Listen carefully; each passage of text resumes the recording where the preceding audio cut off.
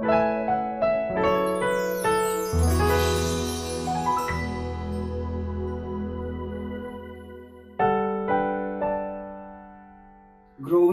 together in grace. Colossians 3:10 says, "Put on your new nature and be renewed as you learn to know your Creator and become like Him." When we put our faith in Jesus, God gives us a new life. We put on a new nature, and from that moment on, He begins changing us from the inside out. But this doesn't happen all at once. It's a daily journey. As we spend time getting to know God through His Word, prayer, and walking on obedience, He continues to renew our minds, shape our attitudes, and transform our character. Little by little, we begin to reflect the character of Christ.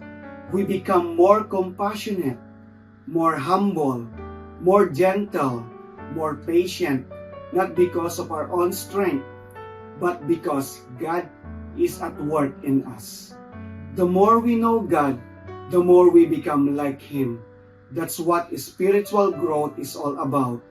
Day by day, He is helping us reflect the image of our Creator.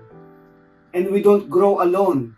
As a church family, growing in grace also means treating one another the way Christ has treated us, with forgiveness, compassion, patience, kindness, and love.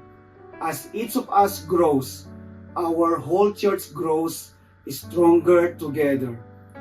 Spiritual growth is a lifelong journey.